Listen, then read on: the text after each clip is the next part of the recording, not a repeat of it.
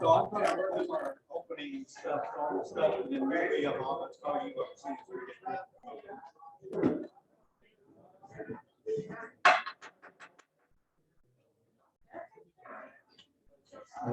I'd like to call the meeting to order. This is the McKinney Chapter Sons of the American Revolution.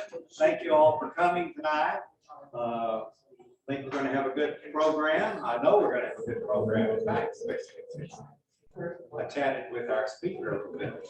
So anyway, so with that, I'd like to turn this over to Tom. How's that? Everybody here in the back? In the back, can you hear? Okay, perfect.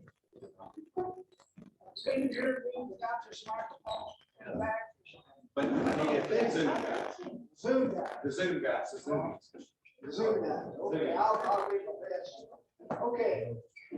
Before I pray, I would like to mention 4 recently deceased patrons in this chapter. Richard Moore, I didn't know him, but he passed away before he could be inducted into the chapter. Although his application was approved, he was a member of this chapter. He may be known by some of our chapter members. Ralph Thompson. He was an active patron of this chapter, and many of us knew Ralph. He always had a smile for everybody. And I sponsored Ralph some years back for this chapter. I do miss him. He was a good man, and I enjoyed talking with him. James Shaw. James was a member of the McKinney chapter, and many of us knew James and his wife, May Shaw. When visiting James at home, he was always upbeat and cheerful. He would say he missed attending the chapter meetings, although he knew he would not be able to make it because of illness. Another gentleman, James Jefferson Johnson, I believe he was a dual member. Many of you may recall an old gentleman dressed in a period uniform who would sit off to the side and would spend most of the time sketching the speaker or some other individual in the area. He was especially a good friend. He took an interest in my granddaughter, and he was able to encourage her in her artistic abilities and in photography. She is also a professional photographer now through his efforts. So he was very special to our family. Jim was a great man. I enjoyed it. I miss him. And he was always at our events when we had it. Patriots, we are the sons of the American Revolution, must always live our lives so that we can make an influence to the youth of this nation, because they are the lifeblood of our organization. I have in the highlight of my Bible something I want to read to you. 100 years from now, it will not matter what kind of car I drove, what kind of house I lived in, or how much money I had in my bank account, or what my clothes looked like. But the world may be a little better because I was important in the life of a child.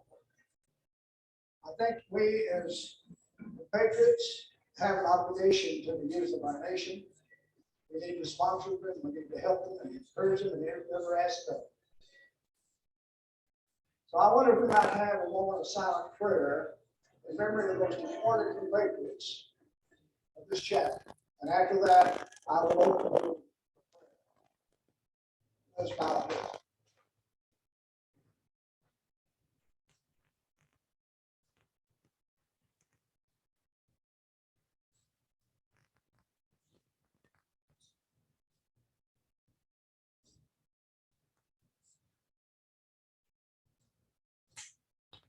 Heavenly Father, I also ask for your blessing and protection on each member who is present here tonight and those who are being represented.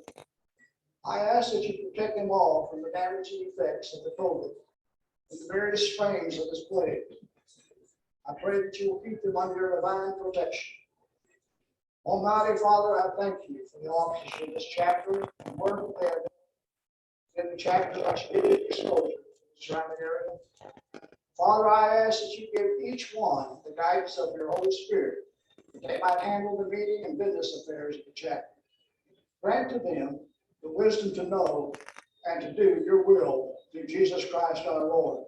Amen. Amen.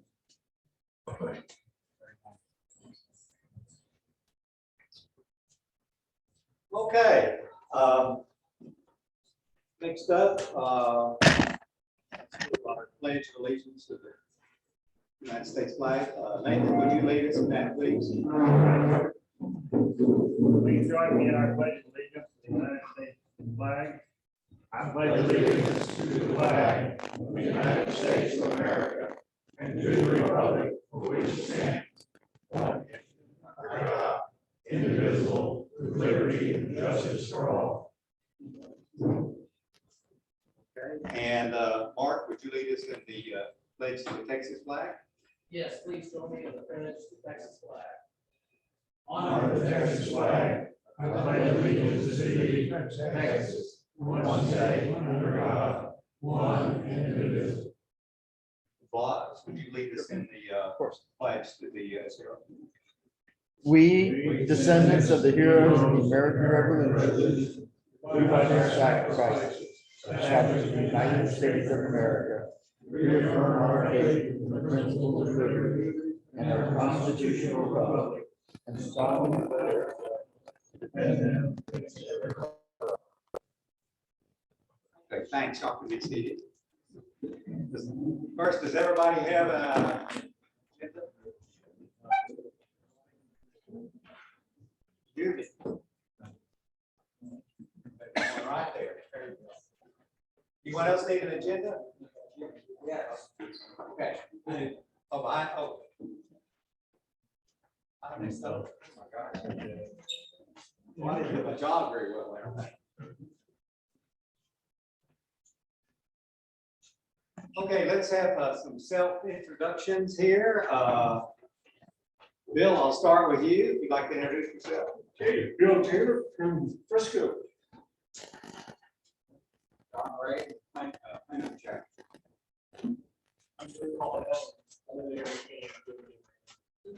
And it's looking good. That's what Mr. Harris said. Yeah.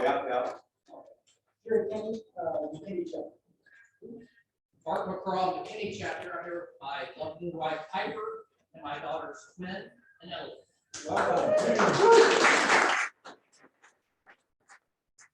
I'm in Austin, Dallas chapter, Kenny chapter, Plano chapter, and Stoker chapter. Mark Harris, Dallas chapter. Ray Harkins, Evan Darrell, and McKinney. And Wilson, and Darrell. He all had, and Darrell. Yeah, who was McKinney?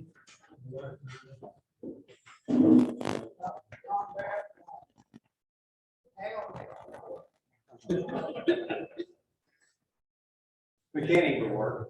Yeah, I don't remember here, but I remember. Evan Darrell. I get this. The day I was praying, I stopped. I asked my wife, I said, what am I doing? And she said, what are you supposed to be doing? I'm getting relaxed. So, all right, there's some blessings in that. We'll talk about that after. Chair Bakers. Thank you, guys. Richard Lynn Bonaparte, McKinney. Okay. Lots. Velocity Review, McKinney chapter, and online we've got Paul Kinsey. Bob Miller was on, he's not on there He now. said he got called back in. Oh, okay, well, that's Good it. job. Still That's working. everything. Peter Ford, McKinney chapter.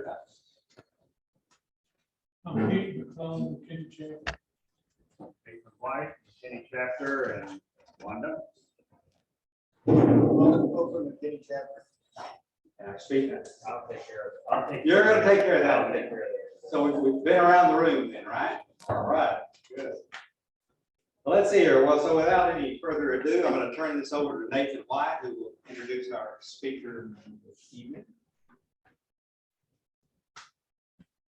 I want to call attention to the fact that we've got 2 state district judges here. Mrs. Greg Willis, Jill Willis. Jill, hold up your hand.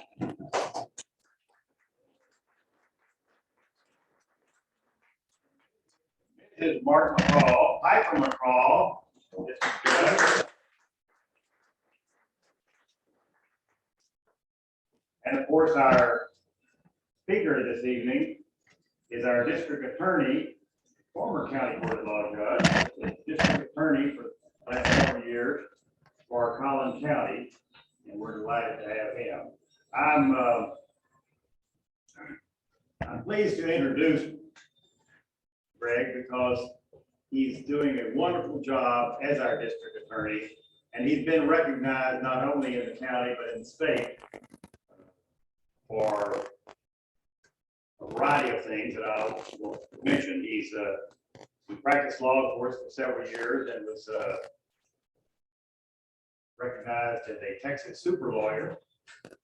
He's secretary treasurer of the Texas District and County Attorneys Association. Serves on the advisory board of the Texas Association of Counties. He is awarded for his work with children predators and facing the consequence of their actions. He was awarded the Child Advocate of the Year award. He received the Junior League Bridge Builder Award and the Community Legacy Award. He's just got lots of awards. And he's going to get another one tonight. But he's been a president of the Collin County Bar Association, a life member of the Texas Bar Foundation, Rotarian for 20+ years, and a member of the board of directors of the Children's Advocacy Center of Collin County. He is a 5th generation Texan, graduate of Baylor University and University of Virginia Law School. I've already introduced his wife. I forgot to mention that we've also have the probate judge here, a member of our chapter, Judge Collin. So we're hip deep in judges tonight. No balance. So it is my pleasure, without further ado, to introduce our district attorney for Collin County, Greg Willis.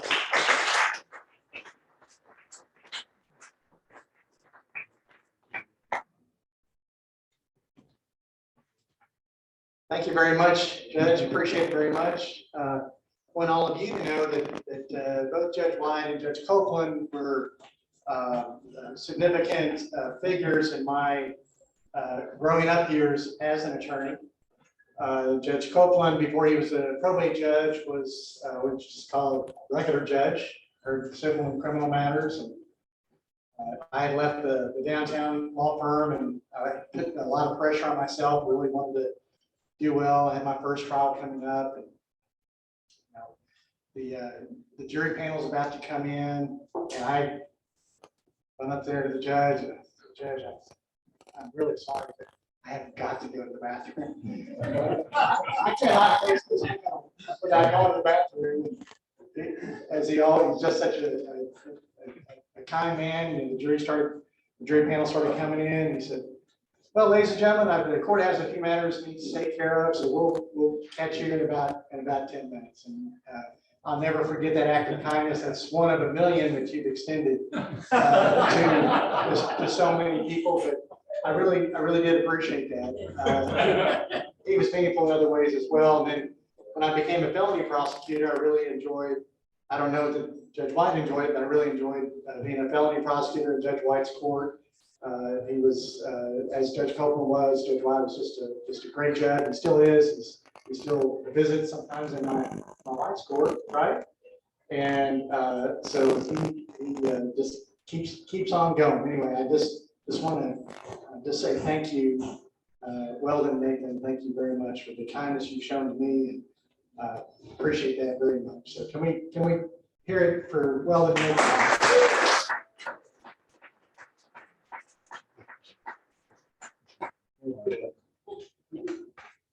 All right, I'm going to stand over here, which means I can't see what the next slide is. Okay, that'll be exciting for all of us, right?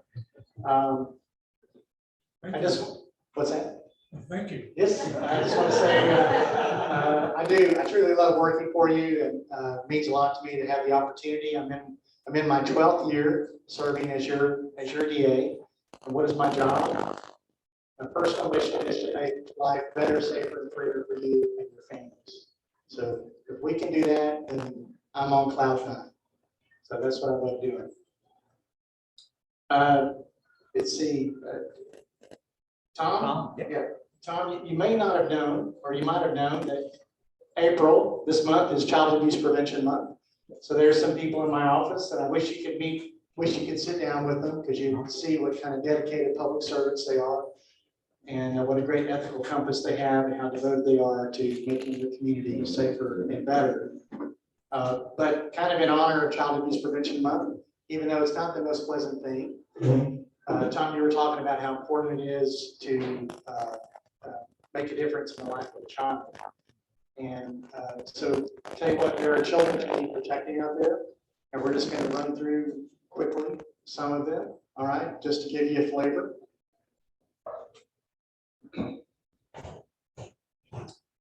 Okay, this guy got 99 years in prison because he, anyway, I'll just put the age of the child. You know what happened. I won't have to describe it because we do have children here. 50 years in prison for this particular child predator for a 15-year-old. 40 years in prison without parole with this guy with an 11-year-old.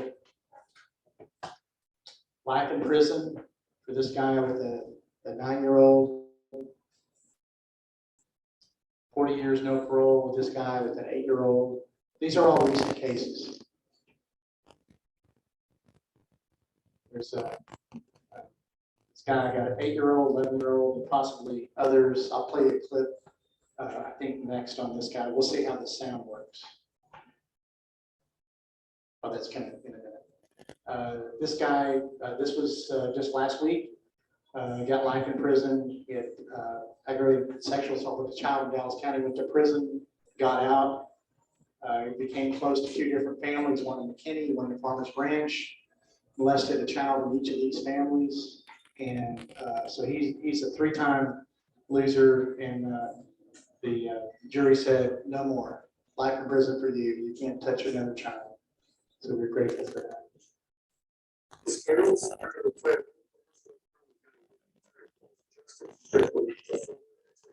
Sentence today for molesting child patients. Tonight, in an exclusive interview with our JD Mouse, the DA also questioned the medical facility for allowing the technician to keep working while under investigation. Collin County DA Willis praised the jury that sentenced a 37-year-old man to 50 years in prison with no possibility of parole for betraying the trust of child patients while working as a medical professional here in Allen. His name is Justin Strickland. He worked as a technician at Envision Imaging of Allen until he was arrested for molesting 2 children, ages 8 and 11, while administering x-rays in a room away from their parents. The 50-year no-parole prison sentence he received came after his conviction for continuous sexual abuse of a child. That's as scary as it's a stranger on stranger.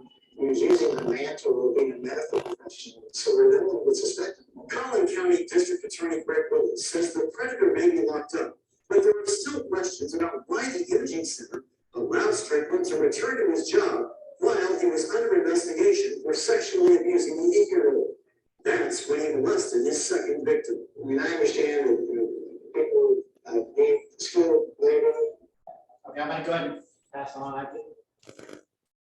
I think you got the flavor of it. Okay, so right before COVID, you remember COVID? Remember before COVID? I'm having trouble remembering. So the Christmas before COVID, I went up to the office between Christmas and New Year's. I was basically going to just try to find people who were there and encourage them to go home. And frankly, not many people were there, but I went down the hallway with our Crimes Against Children division. All the lights were on. Everybody was working hard. Walked in there and said, what are you guys doing? He says, we're preparing for January's cases. I said, yeah, but you've had such a great year. You've just done amazing work. So y'all need to go home. And so they nodded like they would go home, but then they didn't go home. So next day I got with a friend of mine who's slightly more technologically inclined than I am. And she just helped me put something together. So the day after that, I sent word to my Crimes Against Children, we call them CAC, our CAC prosecutors, investigators, said, hey, everybody meet the DA in the grand jury room. He wants to talk to you. So I felt so bad about it because they came in there, they had pencils and pads and they were ready, I guess, to get an assignment. So bad. So y'all put your pads down, put your pencils down, just lean back in the chair. So this is going to take 3 minutes. And I played this.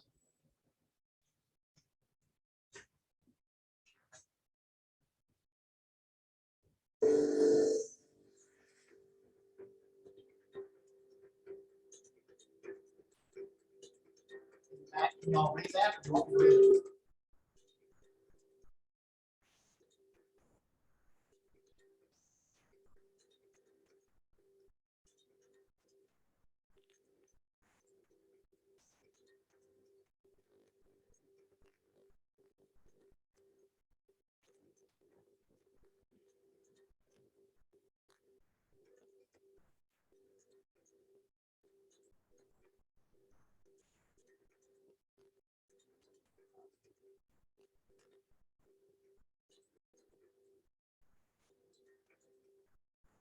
I impregnated an 11-year-old.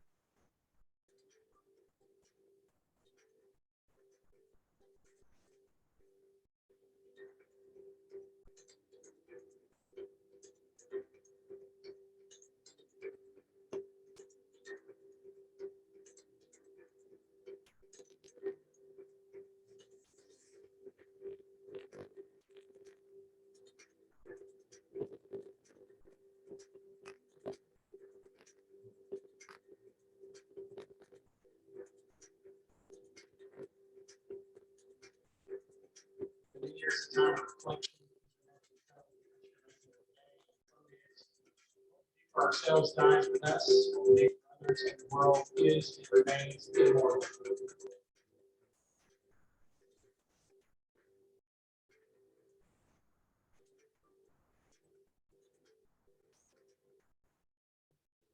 I told you I was saying your video, but that was 2019, and they haven't stopped. Unfortunately, there's still a lot of work to do. There's still a lot of child predators out there. But we work closely with the Children's Advocacy Center, and one of the things that they have there is they have, on the front end, they have forensic interviewers to see if the child is making a legitimate outcry. On the back end, they have these wonderful therapists and counselors to help these kids get over what's happened to them. And many of them end up thriving. It's really a wonderful thing. So it's not all bad. I'm trying to remember what the next slide is. Oh, okay. There's me. Just a couple of weeks ago, the Advocacy Center had their 30th anniversary gala, and Junior League helped them start it 30 years ago. And they asked me to be what they call the impact speaker. And I was so honored because of the work of my staff. It gave me a chance to brag on my staff. And it was great to try to help the Children's Advocacy Center raise money.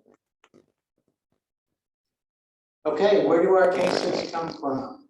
Do I just decide as the DA, I want to, Weldon Copeland looked like he probably did something, I'll go prosecute him. Can I just do that? Y'all are all nodding yes. Okay, I'm not supposed to do that. I'm not supposed to do that. Friends here, Will. Where does the DA's office, where do we get our cases? From the county? From law enforcement? Okay. Very good. Yeah, you're doing a good job. You're letting everybody else know. Yeah, so we get a report from different law enforcement agencies, right? And so where do you think we get the most in Collin County? What agency probably submits the most cases to us? Plano or McKinney? Maybe Collin County? Any other guesses? Child Protective Services? Yeah. Yes. On this one, we're just talking about, I should mention it, we're just talking about adult criminal cases. So we have over 40 different law enforcement, there's actually over like 79 law enforcement agencies in Collin County that can file cases with us, but last year we had, I don't know, about 43, 44 different law enforcement agencies file cases with us. And there's Plano, 29% of our cases. Now, when I was a vacant prosecutor back in 1995 at Judge Logan's court, Plano accounted for well over half of all the cases that came into the DA's office. So every year they're going to be going down because they've been built out for a while and the rest of the county keeps growing like gangbusters, right? Okay, who's next? What do you think after Plano? Collin County? What other guesses? Briscoe? Any other guesses? McKinney? Allen? Ah, sorry, that was a trick question. When you see other agencies, think Richardson, City of Dallas has 50,000 residents in Collin County. Think Prosper, think Melissa, think Anna, think Salina. Okay. Now, this really is one, this is not a trick question now. Who's next? Come on, be loud and proud. Get some participation. Which agency is next? Briscoe. Briscoe. Ah, one, I'm so sorry, it's McKinney. But thank you for participating. Okay. Okay, who's next? Briscoe. Oh, she's on a roll. Oh, now that's it. Well, you know why? Because that's the Collin County part of Frisco. Because on the Denton County part of Frisco, they file those with the Denton County DA's office. So they're split. Richardson is also split. We have about 20% of Richardson is in Collin County. I don't know what percentage of the city of Dallas is in Collin County. I just know that we have 50,000 Dallas residents. What's next? Collin County Sheriff's Collin County Sheriff's? Whoa! I want everyone to know, Judge White did not see this. What's next? Think southeastern part of the county. Wiley. Absolutely. Yeah.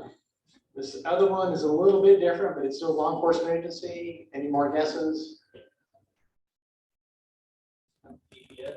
Oh, he said it. Drew, very good. Yeah, I forgot to bring candy to throw it. Okay. So that gives you some idea where our cases come from. Now I can't remember what the next slide is, but this will be fun. Okay, who all lives or has lived in Plano ISD? Okay, very good. Anybody have any particular connection to Plano West? No? What about how many of y'all have shopped or eaten at Stonebriar Mall? Of course. Very good. Do y'all remember just a few years ago where this 17-year-old was gonna cause a lot of mayhem at the Stonebriar Mall? Y'all remember hearing about that? He was a 17-year-old Plano West High School student. He self-radicalized on the internet. His parents were not even Muslim, but he got into those chat rooms and he got radicalized. And you'll hear a little bit of this in the news clip, but first thing he wanted to do, he wanted to blow up. Well, the first thing he wanted to do, he wanted to fly. He pledged allegiance to ISIS, and he wanted to fly to Pakistan and then cross the border and train with ISIS in Afghanistan and fight for ISIS there. But around this time, ISIS was changing their strategy for American youth. And they said, look, you're gonna spend a bunch of money coming over here, you're gonna do this, save your money, buy explosives, buy bombs, anything you can get your hands on where you are, and blow things up and kill people where you are. So this guy bought into that. Police have stopped a suspected plot for a mass shooting at a North Texas mall. This threat appears to have been carefully thought out, with nearly $1,500 worth of firearms ordered and extensive conversations online between the teenager and an undercover FBI agent. Azizi Iran, the teenager arrested, was arrested at Plano West Senior High School yesterday. The 17-year-old was being held in the Frisco jail with a bond of $3 million, according to the arrest affidavits. This started in December when Iran began communicating online with whom he thought was a member of ISIS, but actually that undercover FBI. The affidavit said the Plano teenager expressed a desire to join and carry out a lone wolf attack in mid-May at Stonebriar Mall in Frisco. From it, Collin County DA Greg Willis says, quote, "We are fortunate to have the great men and women of federal and local law enforcement who work around the clock to prevent acts of terrorism and mass shootings." Now, high school student who stands accused of plotting a terrorist attack at one of the busiest malls here in North Texas has now been indicted by a grand jury. The teen Azizi Iran was indicted today by a Collin County grand jury rather than a federal one. It would have been extremely difficult for federal prosecutors to try Azizi Iran as an adult, but not the Collin County DA's office, which oversaw the investigation. The 17-year-old Plano West Senior High School student was arrested for plotting a shooting spree at Stonebriar Mall in Frisco. Undercover authorities online, it's the biggest attraction in my city, just run and gun. There's nothing going to stop us. The two indictments are for making a terroristic threat and solicitation of capital murder involving a peace officer. Authorities were able to secure that because of threats they say the teenager made about confronting police during the planned mall attack, including make a cop surrender and drop his gun, then douse him with gasoline and burn him. Recorded. Tonight, a plea deal in the case of a Plano teenager charged with plotting an ISIS-inspired terror attack at a Frisco mall. Azizi Iran was sentenced today to 20 years in prison. The teenager very matter-of-factly said in court this morning that he was guilty of a plot that on paper was cold-blooded and vicious, never carried out. This is how the teen Azizi Iran looked when the 19-year-old entered college and admitted guilt in exchange for a 20-year sentence. This was a textbook case of joint investigation and prosecution that acts work to save lives. Collin County District Attorney Greg Willis and federal prosecutors announced the results of a plea deal with the former Plano West Senior High School student who plotted a mass shooting at Frisco's Stonebriar Mall and other places. In disturbing online exchanges with an undercover FBI agent, the teenager wrote, "School is a perfect place for an attack, crowded in close quarters. Even a blind man could take 10 easily. Just fire when he hears screams. And I'd actually like to make a cop surrender and drop his gun, then douse him with gasoline and burn him." Recorded. The case became complicated for authorities because the teenager was too young to face federal terrorism charges, but there was no state law about abetting foreign terrorists. Because Iran threatened to kill mall security, he can be charged with solicitation of capital murder. Say that this case underscores the need for the Texas legislature to pass legislation. Go on there.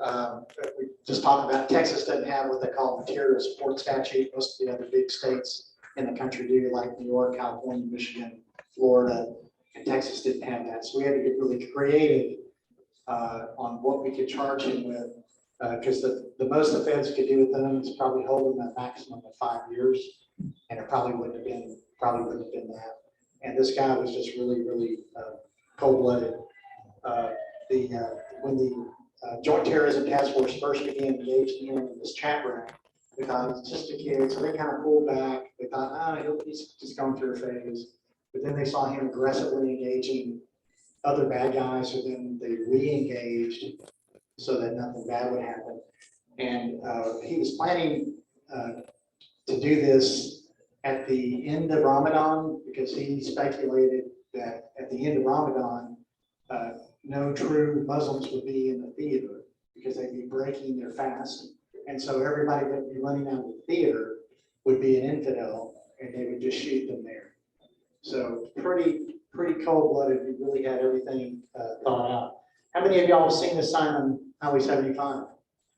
How many of y'all know who David Sherrard is? Let me just tell you a little bit about him, okay? Okay, there he is right here. Okay, there was, I think I have a video. Is this too many video clips for y'all, or is it okay? Y'all can hear it okay?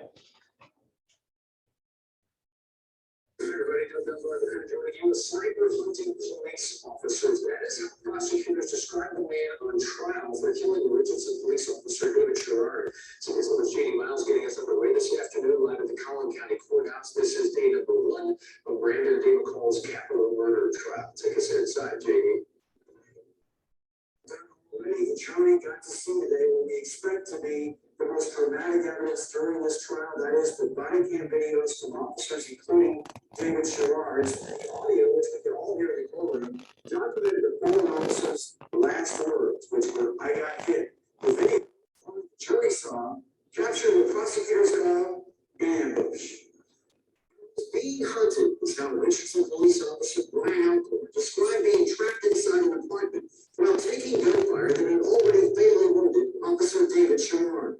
The officer was one of several to testify against Brandon D. McCall on the first day of his capital murder trial. McCall is the first defendant to face a capital murder trial in Collin County in 11 years. He was inside a Richardson apartment in February 2018 when police officers found his roommate bleeding to death outside the front door from a gunshot wound. 3 officers broke down the door, led by Sherrard, who was shot twice within 5 seconds. One of the other officers who was nearby testified that Sherrard was one of the biggest and toughest cops on the force. He described looking at him after Sherrard was wounded. He was scared. It was something I never saw in him. Earlier during opening statements, Prosecutor Bill Risky told the jury that McCall positioned himself like a sniper in the back of the apartment, waiting for police. So far, the defense hasn't tried to deny that McCall, who confessed to police, pulled the trigger.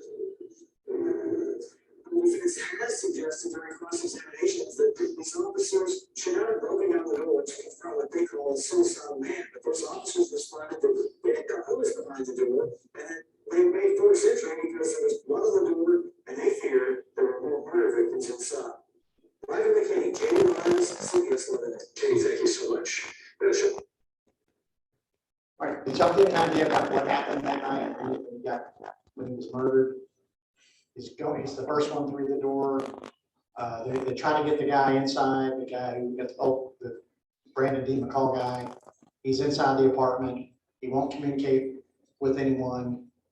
They have reason to believe that there may be other victims in there, and so they need to save them. And so after a while, they bust down the door, and David Sherrard was the first one through the door. And so he gets through there, the guy behind him goes to the right, the guy behind him goes to the left, they're clearing it, and he gets up to a hallway, there's a light on right here, and there's a bedroom there, the door about halfway, a little bit more closed, and it's dark in there, and that's where the shot comes. And we hit the first one, hits his body cam, and it ricochets, and it goes through his protective gear, and it makes basically a superficial wound. So it hurt, but he could have survived that. The second shot hit his mic area and his radio area, and then it ricocheted through his neck. And anybody else would have had to drop right there. This guy was a big, strong guy. And the testimony of the other officers, this is something I pointed out in the closing argument. They said he was wobbly, and then somehow he turns around and gets through there, kind of out of the way of this funnel of fire that the officers testified from that back bedroom. And he finally gets through the door and he collapses on the breezeway. And ultimately, that's where he died. I went to the hospital that night, and many of us did, hoping that, or thinking that he was still alive. But as it turned out, he did die on the breezeway. So talk about the kind of sacrifice our law enforcement officers do. There's David, there's his high school sweetheart, Nicole. There's Emily, and there's Grace, 2 teenage daughters.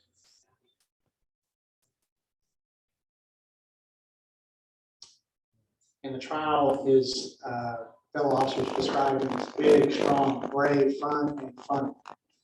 So we had a nickname around the station. Anybody want to guess with those adjectives? Shrek. That's what he was known. He was known as Shrek. They loved this guy. He was probably the most loved guy in Richardson PD. And he was the one that made the ultimate sacrifice. End of watch, February 7th, 2018. All right, let's see. A lot of people don't really know what a prosecutor does. Some people have seen, Law and Order. Raise your hand if you've seen Law and Order. Okay. Did you watch it more than once? It's pretty good. Y'all will probably know, this is a short video about the role of the prosecutors. There's been a lot of attention on district attorneys lately and the prosecutor's role in the criminal justice system. But you might not know all the things the DA does, the limits on the DA's power, and the ways the DAs have already been changing their approach to prosecution in recent years. The DA's #1 responsibility is keeping our community safe. We do that in 3 basic ways that we call the 3 Ps. Prosecute criminals who break the law, work to prevent crimes from happening in the first place, protect and support victims of crime and make sure their voices are heard. When you think of the DA, you probably think prosecutors. Well, that's a big part of our job. The power we have to hold criminals accountable is carefully defined by the law and our ethical responsibilities. When someone's arrested, we can carefully review the facts and the evidence. We can only file the criminal charges we believe we can prove beyond a reasonable doubt. Our job includes protecting the rights of the innocent, as well as those we charge with a crime. Then, the case moves to the justice system, which provides checks and balances. Public defenders, criminal defense attorneys, and judges all play a role in how the case will resolve. Prosecutors alone don't determine a person's punishment if they're convicted. That's up to a judge and jury once we've proved our case. Our goal is always fair and equal justice for everyone, but also justice that's smart and reflects the needs of our society and the will of the people. As prosecutors, we also have the ability to give people second chances. That's why we work with special courts that steer people away from, don't hold them accountable, but break the cycle and stay out of jail. Help like mental health treatment, or kicking a drug or alcohol addiction. We also support restorative justice programs that help offenders understand the harm that they've caused to a particular victim or community. That's one way we prevent crime, but there are lots of others. We work with youth to help them make good choices and stay in school. We support programs that help people who are coming out of prison to find jobs. The public know how to recognize and report crimes like child abuse, elder abuse, sexual assault, and human trafficking. The third big part of our job is protecting and supporting victims of crime. In a typical year, the DA's office comes into contact with thousands of victims, and we help them in lots of ways.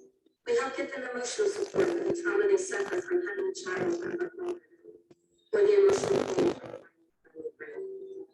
We help victims even when we can't file charges against the person who hurt them.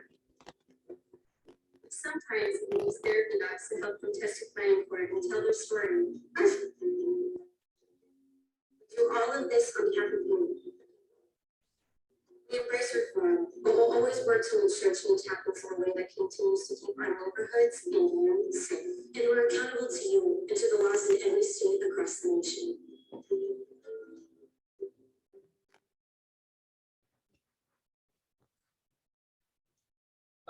All right, now this is very important. Most of you raise your hand and say you've watched Law and Order.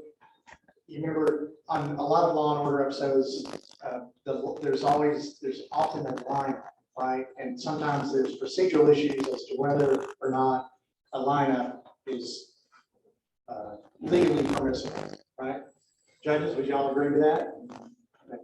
So I was wondering if y'all would this is a little bit of a different, just a little bit of a break.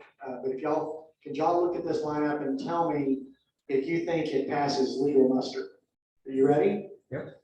Everybody got their thinking cap on?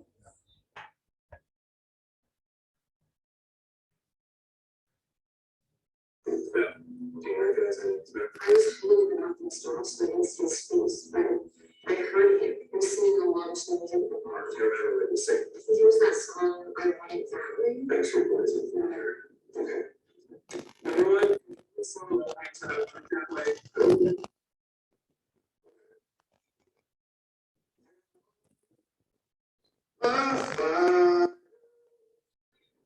Number two, keep going. Sorry about that. When you work at the courthouse and do this, you have to find some humor. I thought y'all might appreciate it.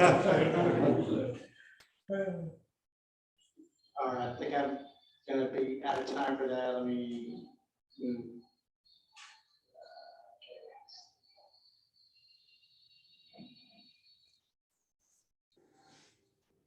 All right.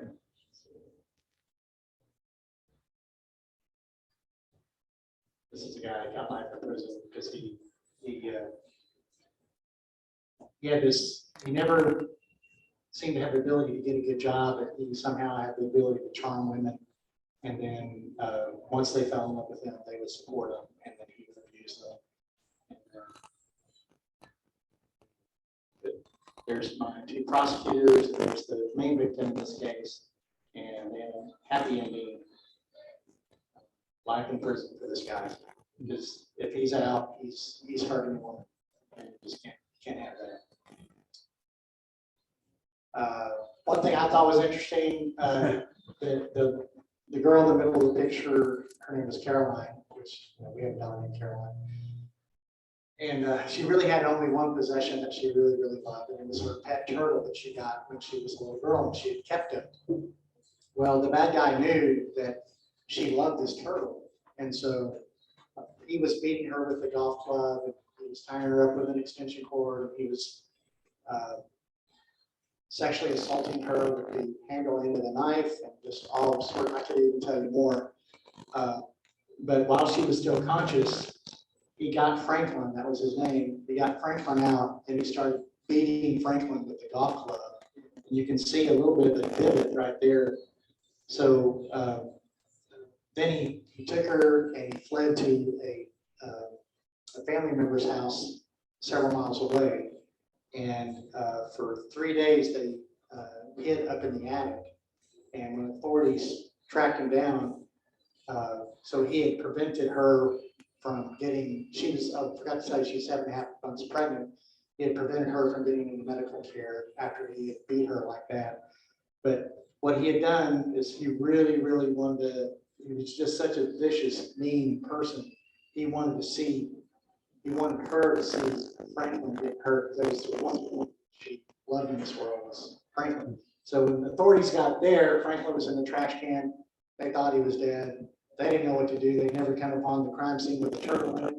They just picked up the turtle and they ended up taking him to the vet. The vet seemed kind of excited because he'd never done the x-ray on a turtle before, apparently. He said, he's alive. He's alive. Anyway, so they nursed him back to health. And so Franklin and Caroline had been reunited. Oh. All right, so we talked a little bit about some of the really, really bad people. Thankfully, there are a small percentage of the number of people that we deal with at the courthouse. Most of the people are not murdering cops, and they're not beating their 7.5 month pregnant girlfriends to a pulp, right? You have just a lot of people that are aimless, maybe they didn't have good upbringing, but they're salvageable, right? And you can't make someone make a decision, but a lot of these people, if they're open to it, you know, they can become productive members of society. And a lot of times these people end up living right next door to us. So, so I started a program called Burden to Blessing, and with the idea that, you know, they're being a burden to themselves, their families, and others by committing crimes and by, you know, not contributing to society. So we get them in basically a responsibility-based diversion program, and they can come in there and they can basically earn their way out of this criminal charge by learning life skills. And at least before COVID, we had 36, over 3 dozen employers that were partnered with us that would employ the people in our program. And I can't tell you the number right now because I don't know that I even know it, but we still have employers that partner with us. I just can't tell you how many. So this is a story of a guy that was very skeptical, went into the program, and his story about what he thought about it.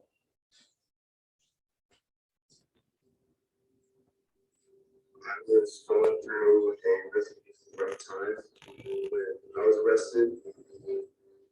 If I hadn't had this opportunity in the veterans program, I don't think I would have made it.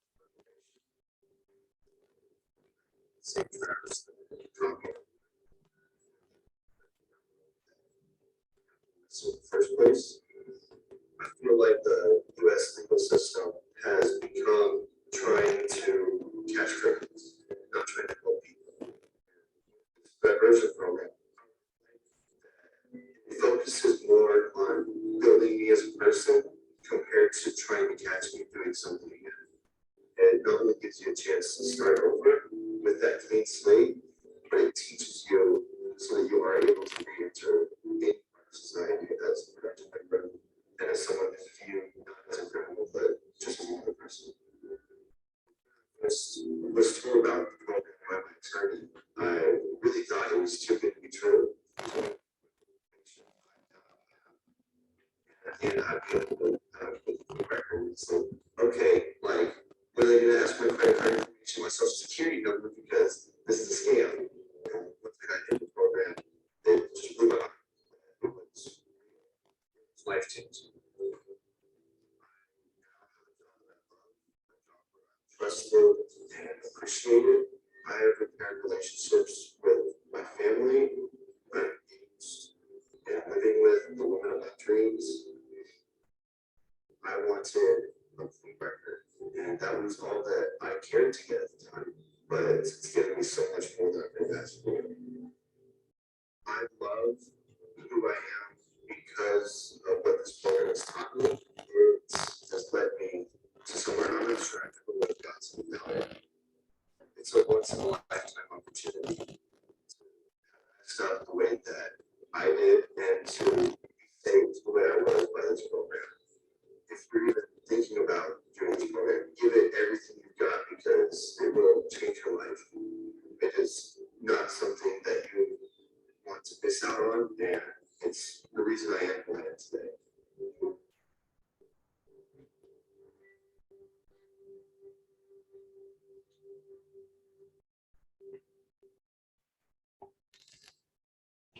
But if we have time, I'd like to close with a story. Can I close with a story? Sure. No, hear me okay? All right, I'm thinking maybe many of you may already know this story, so hopefully you'll still enjoy it. I want to talk to you about a guy that grew up really poor on the Kansas farm, never saw a girl climbing until he was 12 years old.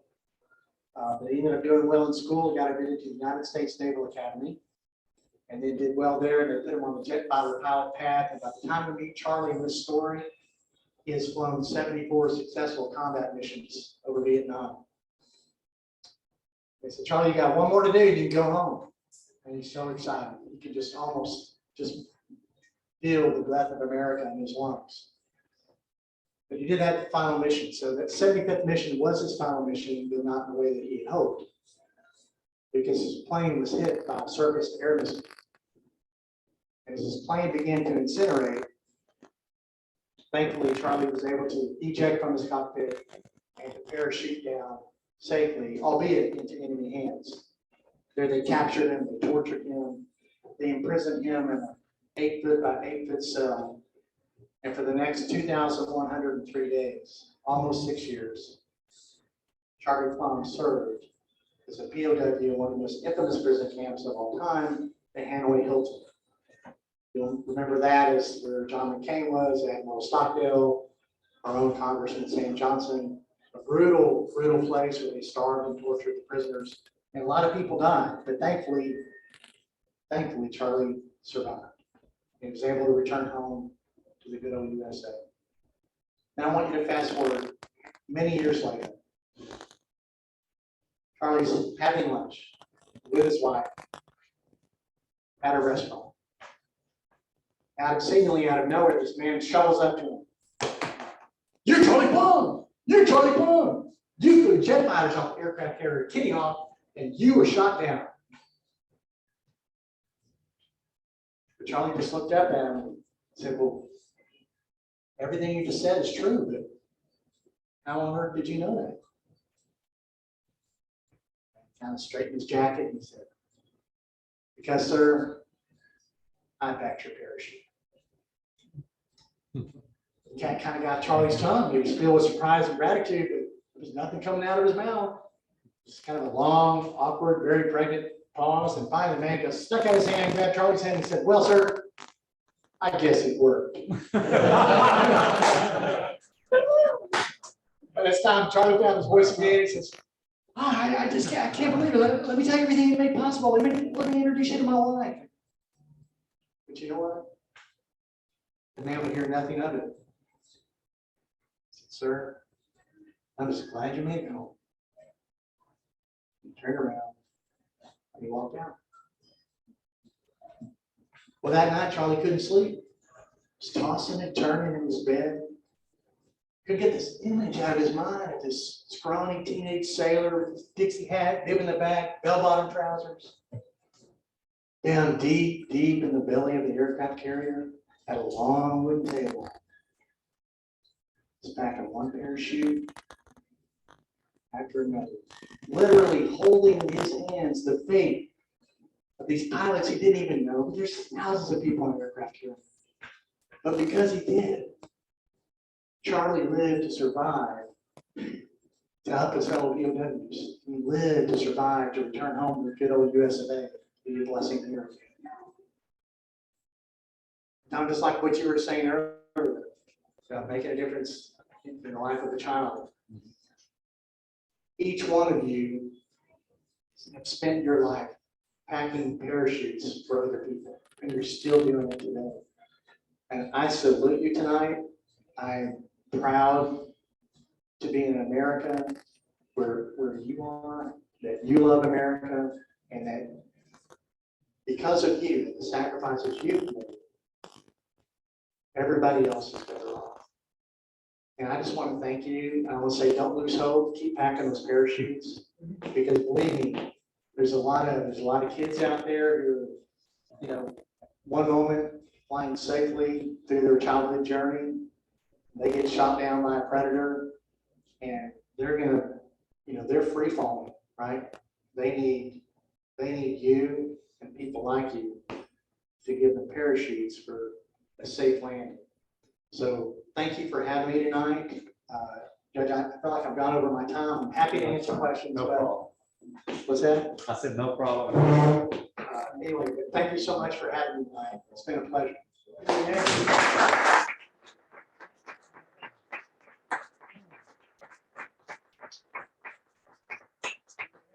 We have a couple of questions. We don't really have time for many more, but does anybody have questions of?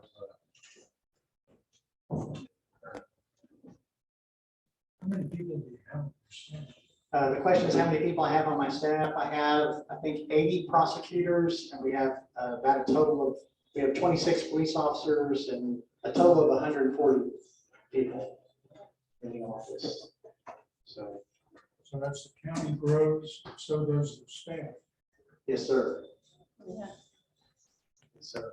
Now, do you also feel, Greg, feel tips and such from the community, not so much from these agencies? Well, we have a lot of people in the community who want me to initiate an investigation on this or that. And, a lot of it's good faith, not all of it. Sometimes they're just trying to get rid of somebody. Not like execution style, but, have investigation launched.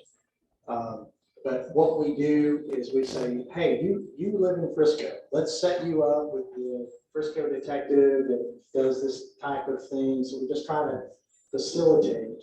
And then in Frisco, ultimately, we either conduct an investigation, either arrest a person, or we say, hey, we're not really sure, but this needs to be looked into more. We can file it with your office, and maybe you can issue some grand jury subpoenas or something like that. But the vast majority come in through just the normal, typical way, law enforcement disposal does. Any other questions? Question on the diversion program. Yes, sir. On the diversion program, do you feel like you've ever been burned on that at all? That, like, you know, like it hasn't worked out? Yeah, the question is if you feel like I've ever been burned on the diversion program, like, you know, where it hasn't worked out.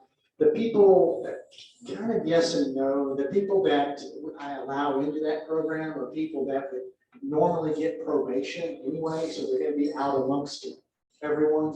But these people actually have more to do, and there's more from a life skill standpoint, so they're more likely to succeed because they're gaining the skills and the confidence that comes from learning these life skills that they have to learn in the program. But yeah, when they mess up, we have to kick them out, and it's sad for everybody, but we all know you can't make decisions for other people, and you know, there's been a number of high-profile athletes in that program that you know, never got around to finishing everything. We had to kick them out. So. All right. I know that everyone is impressed with our district attorney, the job that's being done.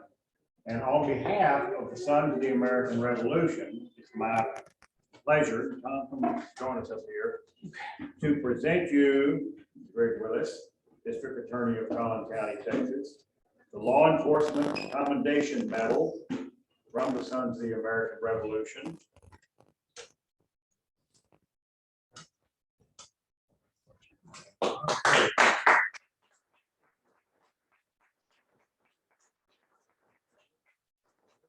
What you do, this is a lapel pin that we can wear as well, but we're really delighted that we have the caliber of district attorney in our county that we do. And so we're wonderful program. Thank you. Wonderful job you do. Thank you.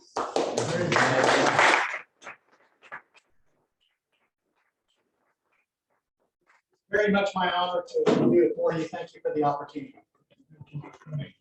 So much. Hey.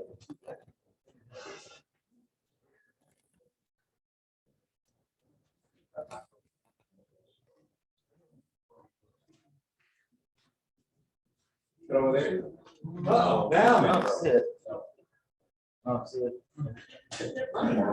Yeah, had some sheets in it. Did somebody get a program that had some sheets stuck in it? No. Who am I? Where is this place? I had one of these and I had some sheets in it. And some other information. That's all right, I can probably make do. Oh. I think you saved my life. Let's see. Look at there. Thanks, Bill. Yeah. I knew you were sitting there for a reason. All right. Okay, so again, thank you so much for that fine program. We really enjoyed that. Okay, so I guess next up, we've got basically our old business, which and announcements. Our next meeting's on the 19th of May, right here. We're meeting here through the end of the year, except for December when we have a Christmas party. So I've got it all booked, everything's fine. And if you'll notice, the boxes that used to be overwhelming are down to a little small pile in the corner now. So you didn't know this, Greg, but during the peak of the COVID and everything, everybody was buying food and taking it out. So they had to store all the plastic goods and the takeout boxes. And we came in one day and they had them, you couldn't even see the screen because they were stacked up. You had to move them away. It's like, oh, we're excited to have this a little more normal now. So that's really good. So anyway, so we'll look forward to seeing you all next month. Another announcement, the Gainesville Medal of Honor Parade is this Saturday, okay? If you've never been to this parade, it's a national event for the SAR.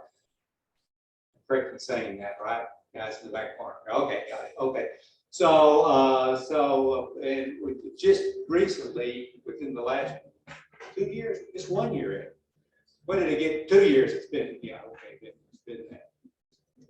So if you hadn't been to it, basically they have quite a few Medal of Honor winners. It's a wonderful parade. Flyovers usually for either Hueys or helicopters or some other types of aircraft. Lots of entrants. As of the last count I got from one of our color guard people, I think we're going to have at least 54 people there. Okay, it's not that much now. Higher. Okay, Dale, how many is it now? I talked to Gary Barker this morning, who's the Northern Commander. There will be 58 people that are registered. Okay. He's expecting a few show up at Clothing. Okay. But, 58. That's 6 are coming out of Oklahoma. Oh my goodness. The state president and under chapter officers. So it's really going to be kind of a dual thing between Texas and Oklahoma. Wonderful. And you have 10 o'clock in the program there for the start time. Yes.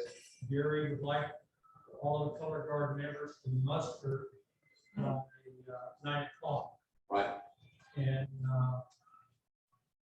quite often I don't have the exact address of the lineup on it, but it's right there in downtown. I mean, it's well, it's on the side street. yeah, side street, not the main. It's 2 blocks north of Main Street.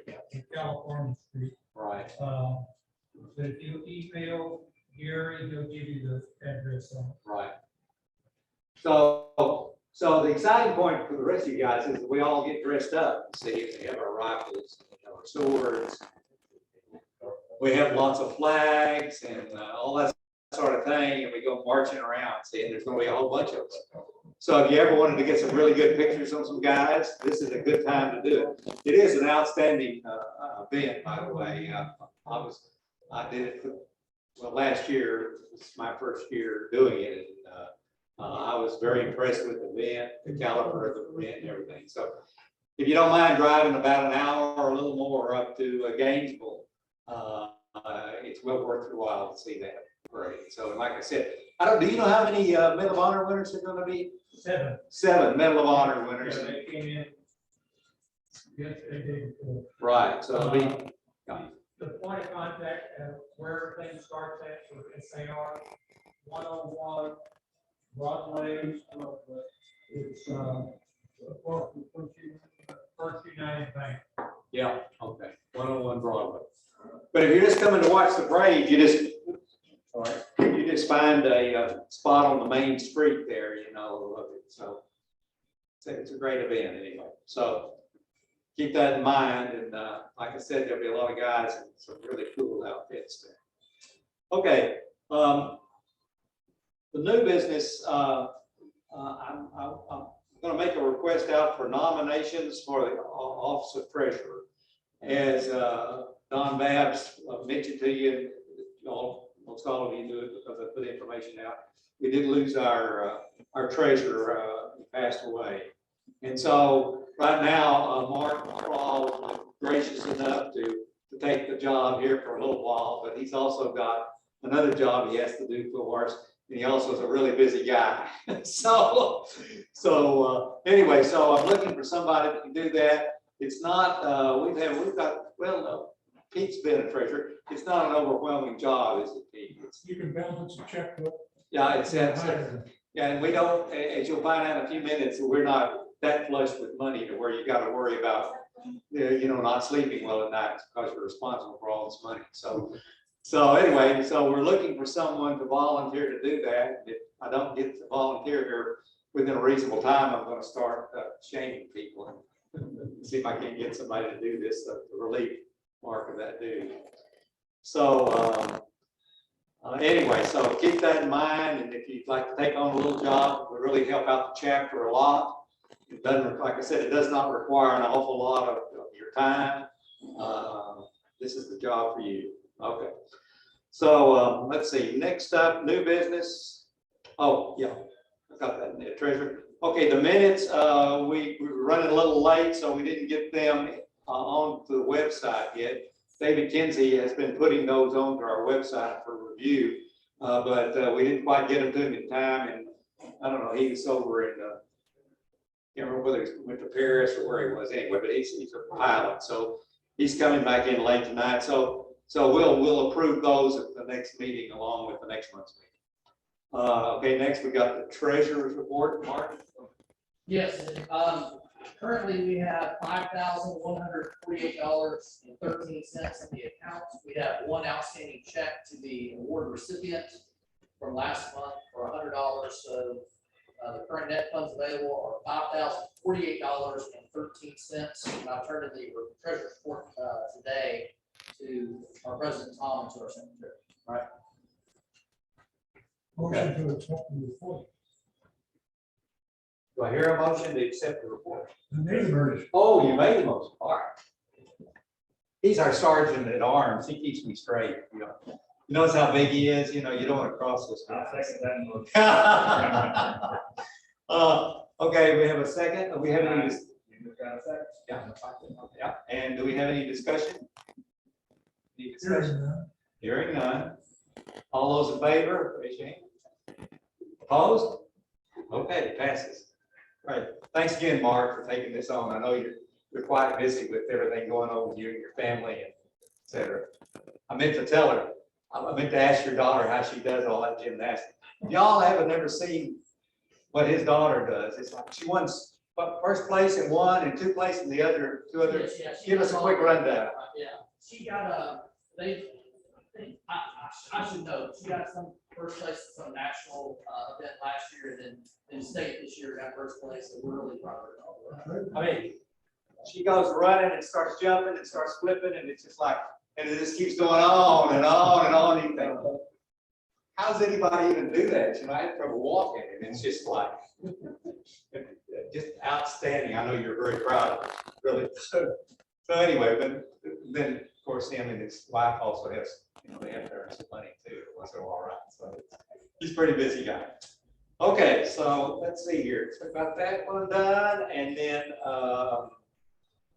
let's see, other business from the floor. Let's see, we went ahead and we got the stuff you needed to get the bank taken care of. So is there anything else we need to do, or do you think that's going to take care of it? So you can handle the checks now. No, I met with the banker, so as far as the past treasurer, they had something in writing, so they could remove Ralph's name from the account and take care of that. Currently, I'm the only signer on the account. It's probably not the optimum, so at some point we get someone else on as a signer. So we don't have any issues with that, so it may be that we hopefully get a treasurer soon. If we don't, then we'll probably have this person. So we'll like I said, I'm hoping someone will volunteer and my phone will be ringing tomorrow or even later tonight for an email. But if not, then I'm gonna have to start asking people, guys. So if you owe me one, I may be asking you for a favor.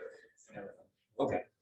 So we're gonna try to get that straightened up quick. And if it goes past, a little bit, then we'll just pick somebody to be another signer and we'll have to take them off, I guess. I think that's probably something we won't let go too long. So, okay, so let's see here. Do we have any other business from the floor? Yes, Ted, I'm sorry, Ted, our district. Yeah. Oh, that's right, yeah. The 250th committee. Everybody here, relative our connection to New Jersey. We are going to fly over to New Jersey, but the Detroit have a lineage, that state. Lineage or people that are alive? Lineage? Okay. Stick with you. That my 6th or 7th great grandfather was one of the founders of Scatterway, New Jersey.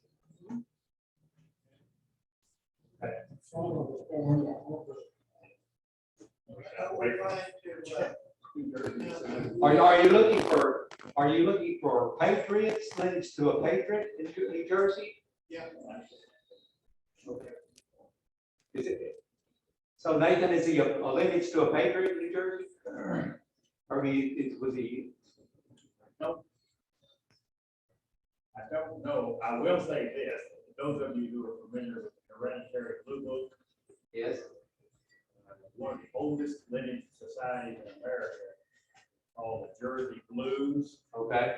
My ancestor was the first commander of the Jersey Blues. It was a military outfit.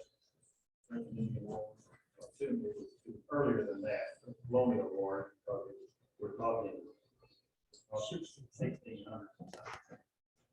So I don't know the answer. My patriot ancestor was born, I believe, in Pennsylvania instead of New Jersey.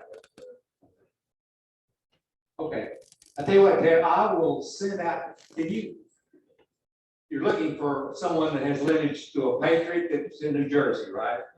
Okay, so I'll put an email out to the chapter asking anyone that might have someone like that to let us know. I do know that we have one of their patriots buried here in Texas. Oh, really? Uh-huh. Oh, okay, well, cool. Let's say, Tom, Yes, sir. one of our district vice presidents, do you have any comments or Well, words of actually, wisdom? the only thing I would add to the comments you made earlier, was that you and I had an opportunity to get together and discuss the deal in this fall. Yes. And after you and I had lunch, I go down to the hotel. It's a home meeting. And it's right at the southeast corner of 75 or No, Tollway. it's Dallas Tollway and Sam Rayburn. Right. Oh, And I had a chance to go in and look at the facility, and I gotta tell you something, you picked a great meeting. Great. hotel. glad you like it. It's gonna be great, the meeting rooms are great, the foyers are gonna be great. I recommend anybody that's gonna be involved with that, get your name to Tom as soon as possible, because I know from what we did at Dallas with the South Central District meeting, you volunteers, you need it for about 2 hours shifts, but I gotta tell you something, it's a lot of fun. So get with Tom and get involved in that deal in this fall. Thank you. You're a great lead in here. If you look on the back page, you'll see here, I'm going to start giving you updates as to where we are. So basically, the way the structure, SER structure works, we have a Texas Society, and within the society, we have Texas Society level meetings, okay? And basically, either one or two chapters tend to host that meeting, depending on what area it's in. Well, we're going to do that here in the October timeframe. October was really about the 21st to the 23rd. And it's going to be, we just talked about where it's going to be at. So we just got here not quite 2 weeks ago, got approval from our Texas Society president for this hotel that's there. It's the Hilton Hotel there. And so we've got that taken care of. But I'm going to I'm going to ask for people, some volunteers, and it's typically, as Tom has said, there are things like we got to man the registration area when the people come in, and it's like we maybe try to do 2 or 3 hour shifts, so it's not this overwhelming thing, and it does that basically. You look up their envelope and you give it to them and give them a little goodie bag, and that's about it. But it's somebody that has to do that. And then there's some other things we have. Basically, we have silent auction and a raffle, and we need people to basically just sort of oversee that area where that is. We're going to do some of that. And then there's some things associated with basically working on understanding, make sure we got the food all right, got everybody registered, and all those sorts of things. So anyway, so here's my first. So basically, the first 10 people that volunteer are going to get the primo jobs, okay? So, and I'm not going to tell you what a primo job is, but the first 10 people that call me or send me an email saying, I'm ready, just tell me what you want me to do here in about 6 months. And again, it's just over one weekend. It's mainly on a Saturday and a Sunday, although we register, or Sunday morning, although we register on Friday, usually all day Friday. So anyway, so those first 10 people, are you already volunteering? Oh, wait, get his name quick, okay. What's your name, Mark? Yeah, I'm gonna mention, we've got a new youth contest that will be coming out live, it's gonna fall for next year. Similar to the essay contest, it'll be a video contest. Okay. We'll be able to create, instead of writing an essay, we'll be able to create a video of some kind of Revolutionary War county documents type of topic. So look for information about that coming out. We're working on putting that together at this time. So Mark is, you're over all the youth contests, right? For the state, right? Lucky you. Okay. So by the way, everyone, I did, Thursday, so I did, Tuesday, I did take our winner for the history contest that won at the state level. I took her check over to her, I framed the certificate for her, and she was very appreciative of all of that. She wanted me to tell you all again, thank you so much for letting her participate in that, so I'm gonna let you know that. So for some of you that weren't aware, basically, we have a contest that it goes clear through national, to basically explore a history teacher that teaches in the basically in either an elementary, middle school, or high school. So we did 3 contests basically out of that. And basically it's during the Revolutionary period, 1750 to 1800. And they have to write a 1,500 word essay, which isn't really that much if you think about it, how they're teaching it. Well, the lady that we put forward wrote one basically for the elementary school where my grandson and his daughter go to. And she wrote one up for us. We asked her to do it, and she did it. And so she won it here at our level, so we gave her a check for $150. Okay, it went to state, she won it at the state level, she got $1,500. So I got to take her check for $1,500, and she was really excited about that. So we're really pleased to do that. So anyway, so we'll be starting all that again here before you know it, and be looking for students to do essays and oration contests and video. We're just going to call it a video. I don't like the TikTok name. What are we going to call it?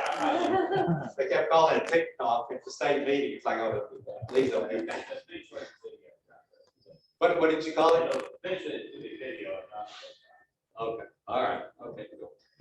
Okay. So remember the first 10 of y'all that let me know you're willing to at least take a two-hour slot. You know, there might be something special in it for you. I guess I might figure out what that is someday. Okay. So I think, is there any other business, anyone, or any other comments from anyone else here? Okay, Don, you want to come up and I can do it here. but I'm going to bring this to you. Bring this to you, brother. With Zoomers, I don't think maybe one or two. Okay. Diction.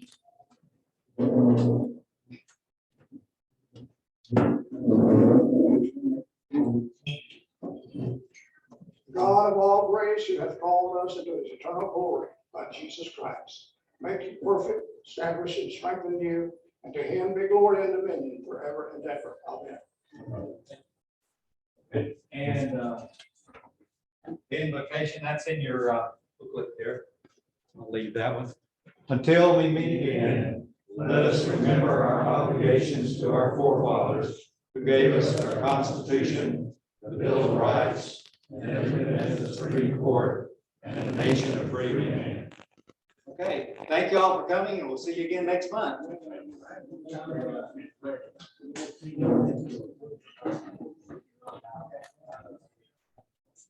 That's not good.